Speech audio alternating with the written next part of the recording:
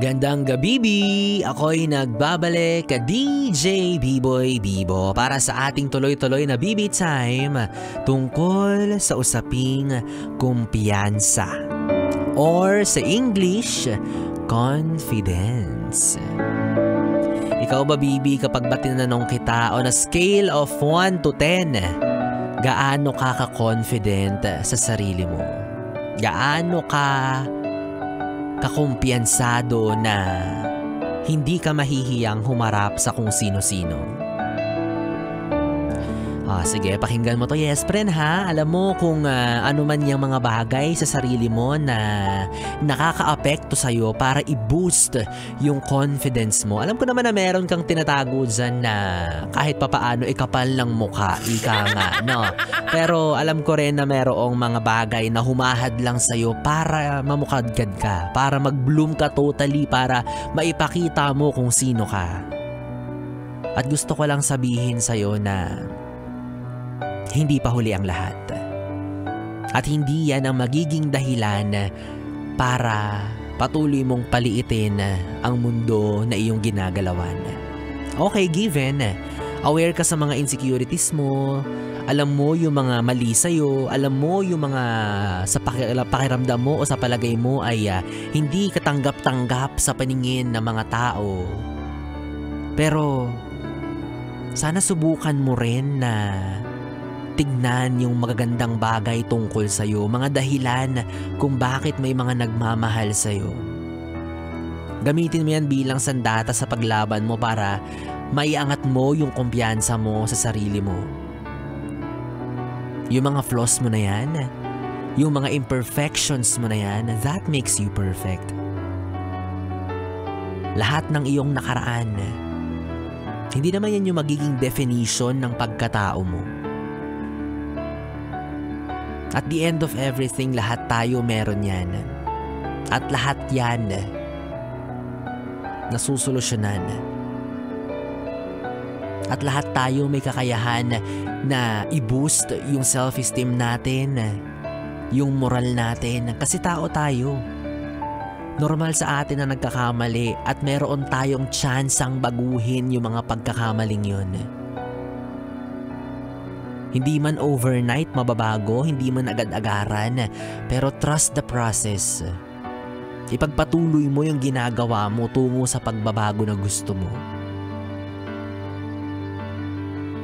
Diba? Lahat tayo may imperfections. Sino bang wala? Sige nga, iharap mo sa akin. Sinong walang lait sa katawan? Sinong perfect dyan? Sige nga, iharap nyo kay B-Boy Bibo. O, dalawa na tayo. Yes!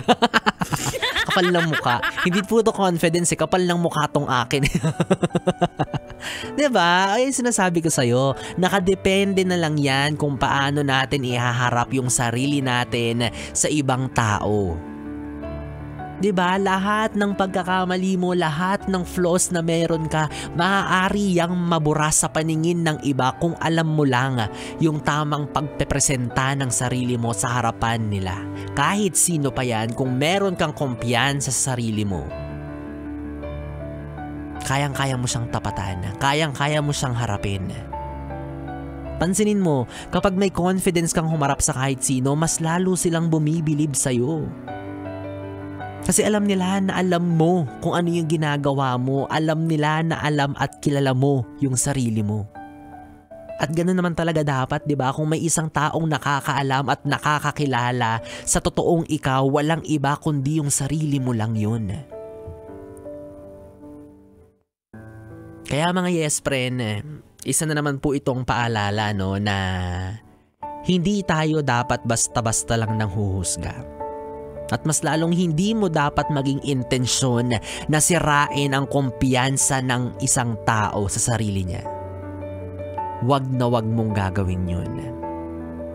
Hindi mo alam kung gaano niya katagal binuo yan. Hindi mo alam kung gaano siya naghihirap mahanap at mabuo lang yung pagkatao na meron siya ngayon. Para lang sirain ang ganun-ganun na lang. Mas mabuting tumahimik ka na lang, 'di ba? Lalo na kung hindi naman hinihingi yung opinion mo tungkol sa kanya. Shut up na lang. O hindi naman kaya ngumata ka na lang ng chichirya para manahimik ka. Kaya nga meron tayong tinatawag no na 10-second rule. Ano ba yung 10-second rule? Para po sa mga hindi nakakaalam, ito po yung konsepto na kapag may napansin ka, lalo na sa itsura ng isang tao na hindi niya kayang baguhin within 10 seconds, wag mo nang pansinin. Wag mo nang ipamukha sa kanya. Bungi siya, alam niya yan. Tumaba siya, aware siya dyan. Hindi siya kagandahan or hindi siya kagwapuhan, alam niya rin yan. Huwag mo nang ipamukha, huwag mo nang ipangudngod sa kanya kasi kung meron lang siyang kayang gawin matically kapag kasabi mo or hindi mo pa sinasabi na sa isip mo pa lang bago mo pa ibuka yung bibig mo, kung kaya niya lang baguhin yung mga bagay na yan, ginawa niya na. At gagawin niya yon hindi para sa'yo. Gagawin niya yon para sa sarili niya. Diba? Kaya huwag mo nang pansinin kasi hindi naman yan mababago ng mabilisan. Kung kaya lang Kung pwede lang. Sinasabi mo, pangu siya. Kung pwede lang. Pagkasabi mo, wag pa rhinoplasty kami sabay. Gagawin namin para lang, di ba, maboost yung confidence namin. Kaso hindi. Kailangan pa namin mag-ipon. Ano ka ba? Huwag mo kami pinipressure. Pero alam mo, no, yes, friend, ang self-confidence ay higit na mas mahalaga kesa sa kung ano ang nakikita nila sa iyong itsura. Kahit ano pa yang pagmumukha mo, ano pang hulma niyan, ano pa ang meron dyan sa mukha mo na yan, kung meron kang self-confidence ay taob sila, promise. Marami dyan hindi naman may itsura pero may confidence, pero tinan mo, minamahal ng mga tao. At marami din naman yung mga maitsura pero sadyang nahihiya kaya hindi masyadong namumukadkad yung ganda nila, but still meron silang ganda, nahihiya lang silang ilabas. Ay, ganyan na ganyan ako dati, yung gwapo ko tinatago ko, tapos ito na shinare ko na sa inyo para naman kapal ng mukha ni Biboy talaga, nakakainis. Diba? Kaya yung mga flaws mo na yan, yung mga imperfections mo na yan, kung ano man yung mga dahilan kung bakit yung self-esteem mo ay nananatiling mababa, huwag mong isipin masyado yan. May mga bagay na kamahal-mahal tungkol sa'yo. Yung imperfections na yan, you are more than that. Sabi nga sa kanta ni Moira de la Torre, diba? Ipapahiram ko sa'yo ang aking mga mata para makita mo kung paano kita nakikita. Aww! Diba? Galing. Papahiram pa sa'yo yung mata, maya ka naman. Grabe siya mag-adjust, pati yung mata ipapahiram sa'yo, makita lang yung halaga mo. Oo, diba? If only you could see the way that we do. Promise. Masasabi mo sa sarili mo na wala naman palang problema. Okay naman pala. And again, kapag na-establish mo na yung confidence na yan, pangalagaan mo ng maigi yan. Panghawakan mo yan. Gawin mong solid.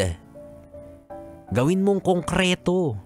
Huwag mong hayaan na yung binuo mo sa sarili mo sa loob ng mahabang panahon ay basta-basta na lang sisirain ng ibang tao, lalo na yung mga hindi ka naman tunay na kilala. Kaya cheer up. Chin up. You are wonderfully made. And yung mga insecurities na yan, alam mo, hindi naman yan totally mawawala. Nandyan at nandyan yan. Ultimo yung pinakamagagandang artista, may mga insecurities yan. Oo, si Marian Rivera, may mga insecurities yan. Catherine Bernardo, may mga insecurities yan. And that makes them human. Paalala yun na walang perpekto sa mundo, na kahit gaano mo siya kagandang nakikita, kahit na gaano siya kaperpekto sa mga paningin mo, may mga flaws pa rin sila. At ganun ka rin. At ganun din tayo. Nakadepende na lang yan again sa pagtanggap mo sa sarili mo. At yung mga insecurities naman na yan pwede namang i-work out. Diba? Dahan-dahan. Gawan mo ng paraan para ma-overcome mo yan. Isipin mo na lang, diba? Mamamatay naman tayong lahat. Uy! Sino bang hindi mamamatay sa mundong ito? Lahat tayo mamamatay, ano ka ba? At yun yung realidad ng buhay. Lahat tayo ay makikidaan lang sa mundong to. Lahat tayo ay lilipas din. Kaya ang higit na mahalaga ay yung kung ano man yung legasiya na iniwan mo sa mundong ito. Namatay ka ngang maganda, namatay ka ngang mukhang perfect, ang sama naman ang ugali mo. Sa tingin mo may makikipaglibing sa'yo? Diba? Okay na yung mamatay na kung ano man yung insecurities na meron ka, pero alam na mga tao sa paligid mo kung gaano kabusilak ang iyong puso at the end of your life. Promise, I am telling you, marami ang magluluksa, marami ang malulungkot. Kasi nawala na naman ang mundo ng isang mabuting tao na gaya mo. Alam nyo mga yes friend, kaya sa akin kapag merong nanghuhusga at sinusubukang sirain ang confidence ko, ang sinasabi ko lang, bahala kayo dyan, papangit nyo naman.